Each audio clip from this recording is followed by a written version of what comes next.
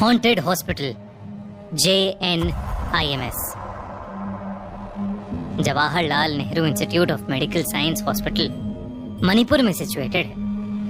बहुत सालों से यह hospital essential medical services public को प्रोवाइड करता आया है, पर इस हॉस्पिटल के बारे में बहुत सी अफवाहें हैं जो अब धीरे धीरे बढ़ती ही जा रही हैं, और इन अफवाहों की माने तो ये जगह हॉन्टेड है। कहा जाता है कि यहाँ गायनाकोलॉजी डिपार्टमेंट और उसके पास वाले वॉशरूम्स और कॉरिडोर रात के समय में सेफ नहीं है। ऐसी ही एक रात को नर्स अनंता, जिसने JNIMS हॉस्पिटल हाल ही में ज्वाइन करा था, रात को गायनाकोलॉजी डिपार्टमेंट में एक पेशेंट को अटेंड कर रही थी कि तभी अचानक से उसे कॉरिडोर में किसी के रोने की आवाज आई। उसने सोचा कि इतनी रात को कौन रो रहा है, तो वो कॉरिडोर में जाकर चेक करने लगी। उसे कॉरिडोर में भी रोने की आवाज तो आ रही थी, लेकिन उसे कोई दिख नहीं रहा था। उसे ये सब बहुत अजीब लगा, तो वो कॉरिडोर में इस आवाज की ओर बढ़ने लगी। वो कॉरिडोर के एंड तक पहुंच गई, लेकिन पूरे कॉरिडोर में किसी इंसान का कोई नामो निशान नहीं था। अनंता घबराने लगी थी क्योंकि आवाज और तेज होती जा रही थी, पर वहां कोई भी नहीं था। अनंता डर से वापस पेशेंट रूम में जाने लगी, और जैसे ही वो वापस जाने के लिए मुड़ी, उसको अपने पीछे किसी के होने का एहसास हुआ। उसे लगा जैसे उसके पीछे कोई खड़ा है, लेकिन इससे पहले अनंता कुछ कर पाती, अचानक से उस कॉरिडोर की लाइट्स फ्लिकर होने लगी, और उसके अगले ही सेकंड वो फ्लिकर होना बंद हो गई। अनंता को एहसास होने लगा कुछ तो जरूर कुछ अननेचुरल हो रहा है। रोने की आवाज बढ़ती गई, और जैसे ही अनंता ने पीछे मुड़कर देखा तो एक औरत पेशेंट के कपड़ों में वहां जमीन पर दीवार की तरफ मुड़कर बैठी हुई दीवार को रोते रोते स्क्रैच कर रही थी। वो बार बार बस यही बोल रही थी, मेरे साथ गलत हुआ मेरे साथ। ये देखकर अनंता एकदम सुन्न पड़ गई थी, जैसे अनंता की बॉडी ही फ्रीज हो गई हो। अनंता को समझ नहीं आ रहा था कि अचानक से उसके साथ ऐसा क्या हो रहा है, और उसके सामने वो लेडी पेशेंट कौन है और ऐसे क्यों बिहेव कर रही है। अनंता ने उस पेशेंट के करीब जाने का सोचा, और तब अनंता ने देखा कि उस औरत के शरीर के नीचे का हिस्सा खून से लथपथ था।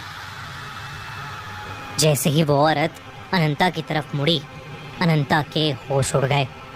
उस औरत के हाथ में एक मरा हुआ बच्चा था, और वो उस बच्चे को लेकर अनंता की तरफ ही चलते हुए आ रही थी। पूरे कॉरिडोर की लाइट्स दोबारा फ्लिकर करने लगी। वो औरत आगे बढ़ते हुए बार बार यही बोले जा रही थी, मेरे साथ गलत हुआ, तुम सबने ये अच्छा नहीं किया, तुमने मुझे मार डाला। अनंता बहुत डर चुकी थी, और वो अपनी बॉडी को मूव ही नहीं कर पा रही थी। सामने से आ रही उस खून से लथपथ औरत की आंखों में इतना गुस्सा था कि अनंता का दिमाग चलना बिल्कुल बंद हो गया था। अनंता ने बहुत हिम्मत की और किसी तरह वो वहां से भागकर उस फ्लोर के वॉशरूम में जाकर छुप गई। उसने अपनी पॉकेट से फोन निकालकर किसी को मदद के लिए बुलाने का सोचा, लेकिन जब उसने अपनी पॉकेट में हाथ डाला कि उसने अपना फ़ोन तो गायनाकोलॉजी डिपार्टमेंट में ही छोड़ दिया था। वो रात अनंता काफ़ी देर तक अकेली ही उस वॉशरूम में डर के मारे छुपी हुई थी। उसे डर था कि बाहर उसका सामना उसी भयानक औरत से हो जाएगा। तभी अचानक से बाथरूम के दरवाजे पर जोरों से खटखट हुई, और फिर अचानक बंद हो गई। इस सब के बीच अनंता की नज़र उस बाथरूम में लगे एक बड़े से शीशे पर गई, और उस शीशे में उसे कुछ ऐसा दिखा जिसे देखकर अनंता कांप उठी। उस मिरर की रिफ्लेक्शन में वही खून से लथपथ औरत अनंता के ठीक पीछे खड़ी थी। अनंता डर के मारे पीछे मुड़ी, लेकिन वहां कोई नहीं था। अनंता को लग रहा था कि वो पागल होती जा रही है। वो बस कुछ भी करके उस वार्ड से निकलना चाहती थी। वो जानती थी कि बाकी सभी नर्सें ऊपर वाले फ्लोर पर मौजूद नर्स वार्ड में थीं, पर वहां जाने का रास्ता उसी कॉरिडोर से होकर गुजरता था जहां पर उसे पहले वो भयानक औरत दिखी थी। पर अब अनंता के पास और कोई रास्ता नहीं था। उसने डिसाइड किया कि वो सीधा दौड़ती हुई ऊपर वाले फ्लोर पर चली जाएगी और बिना कुछ सोचे अनंता ने कॉरिडोर की तरफ दौड़ लगाई और भागते हुए उसका पैर किसी चीज से टकराया और वो नीचे गिर गई। जब उसने देखा कि वो किस चीज से टकराई तो उसका पूरा शरीर सफेद पड़ गया। जमीन पर उसी औरत की लाश पड़ी थी जो उसे कुछ देर पहले कॉरिडोर में दिखी थी। उस औरत की बॉडी को देखते ही अनंता को दौरे पड़ने लगे और वो बेहोश हो गई।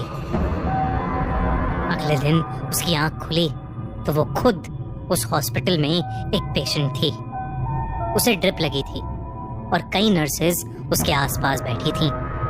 अनंता ने सभी को अपने साथ हुआ हादसा बताया पर किसी को उसके ऊपर विश्वास नहीं हुआ।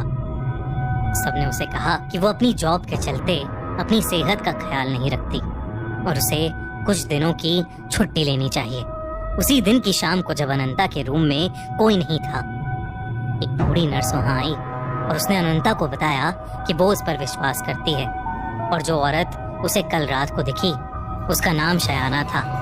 करीबन 20 साल पहले शयाना को अपनी प्रेगनेंसी की लास्ट वीक में एक एबनॉर्मल पेन हुआ था और उसके चलते उसे हॉस्पिटल में एडमिट किया गया था।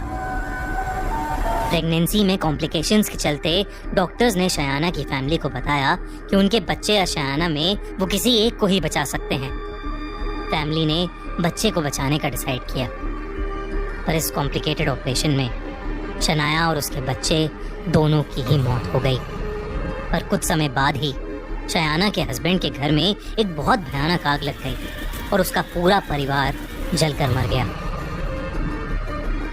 उस दिन के बाद कई लोगों ने शयाना की आत्मा को देखा है। उसकी आत्मा इसी हॉस्पिटल के गायनेकोलॉजी डिपार्टमेंट में भटकती रहती है। ये सब सुनते ही अनंता के होश उड़ गए। उसने तुरंत अपनी नौकरी छोड़ दी, यहाँ तक कि उसने दूसरे हॉस्पिटल्स में नाइट शिफ्ट्स लेना भी बंद कर दिया। आपको क्या लगता है, क्या JNIMS सच में हॉन्टेड है? कैसी लगी आपको ये कहानी? हमें जरूर बताइए।